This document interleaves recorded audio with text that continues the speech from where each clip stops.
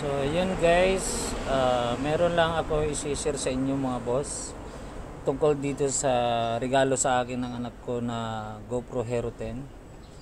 Shoutout ulit kay Cedric, salamat sa regalo. Pero guys, ilang araw pa lang to sa akin, nagkaroon na kagad ng problema. Ang natatandaan ko lang na naging sanhi nito ay nung nag-update ako karang araw. So nung nag-update ako, nag-record pa siya ulit pero mga 2 minutes na lang, tapos naging black and white. Pakita ko sa inyo kung anong nangyari sa screen niya. Ayan guys, pag binubuksan siya, ganyan na lang makikita nyo. Ayan, ganyan na lang po yung lumalabas. So tinignan ko naman yung yung battery niya, okay naman po.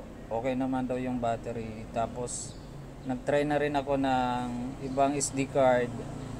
So yun, hindi pa rin.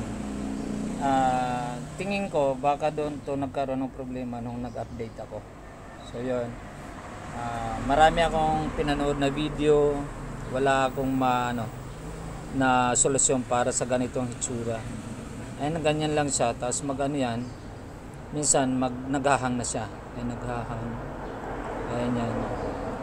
Nagtatouch naman siya, kaya lang kumbaga hindi siya normal na rin yung kagaya niyan. Instead na mapili yung niya 1080, ganyan lang siya. Ayan, naghang na siya tapos mamamatay. So yun, medyo nalulungkot ako kasi bago lang sa akin. Meron nagsabi sa akin na parang wala na to, tapon na lang daw. Pero ako, dahil bigay ito sa akin, magawan ko ng paraan. Kung saan ako pwede makapagpagawin ito, gagawin ko talaga kasi mahalaga to sa akin. Bigay ito ng anak ko. Walang to yung niya. Talagang nag-ipon din siya para lang merong may bigay sa akin kasi alam niya na gusto ko magkaroon ng GoPro talaga.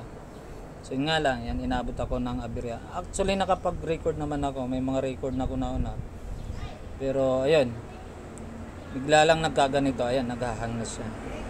So yun guys, mayroon naman akong dito sa sa Quezon City, may alam ako doon na na gumagawa kay memory.ph. So yun, dadalhin natin to doon, baka sakali meron pa paraan para maayos to. So yun, babalitaan ko na lang kayo guys pag nandun ako sa memory.ph. Ayan, salamat. So ayun na nga mga boss, nakarating na tayo dito kay memory.ph. Ayan, dito yan sa Mayon Street, Quezon City. So nandito po yung shop, andun po yung shop. Ayan yung shop ni memory.ph. Kaya lang guys, linggo kasi ngayon, so sabi ng isang kasama nila dyan sa loob, yung sales lady nila, dadating daw ang pasok daw ng technician nila dahil linggo, alauna pa ng hapon, alauna o alas 2 ng hapon pa. So yun, hintayin lang natin kasi sayang talaga GoPro natin. Pakita ko ulit, dala ko yung GoPro natin. Ayan, baka mahulog pa. Ayan, sayang. Papagawa natin, sana magawa pa. Alam ko naman magagawa pa to. Kung para sa akin to, magagawa pa talaga to. Magagawan pa ng paraan para gumana ulit. Kasi lang naman naghahang, nagiging black and white lang siya. Sana magawa pa. So hintayin lang natin guys yung technician ni memory.ph dito. Yan, nandito na rin lang naman tayo. Siyempre, malayo pa ng pinanggalingan natin.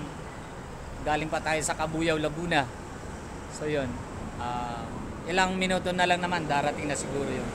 Pero sure naman, darating daw yung technician nila. So abangan na lang natin guys, antayin na lang natin. So mamaya, babalikan ko kayo baka pag nandun na tayo sa loob. Okay? Maraming salamat. At saka siyempre, shout out kay Team Mac03. Maraming salamat sa mga kaibigan ko dyan sa YouTube, Papa ko Rider, shoutout po sa inyo lahat. Mag-iingat po ang lahat. Yan lang, maraming salamat. Mamaya, baliw. Yung ng camera natin, So yun, sabi ni boss, Walang cam. wala talaga.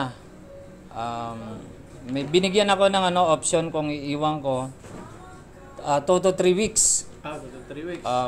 Pero walang assurance na magagawa. 50-50 pa daw. Pero ang sa akin kasi, bigay to ng anak ko. Gusto ko kung ma-survive siya, save. Yun. Basta, nangingin naman ako ng discount kay boss.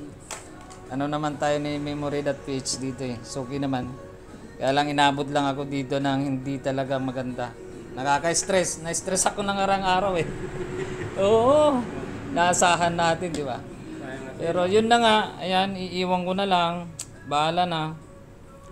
Babalitaan naman ako nila boss dito kung anong nangyari. Tatawagan naman ako. So, iwan na lang natin. Ay, boss, thank you ha. Thank you. Alam ko magagawa mo yan, boss. Naniniwala ako, boss. Okay, sige. Yun. Maraming salamat. So, nandito na ako sa loob ng Memory.ph. Dumating na rin yung technician. Sana maayos po yung natin. Sayang. Ganyan lang sa talaga. Okay? Maayos yan.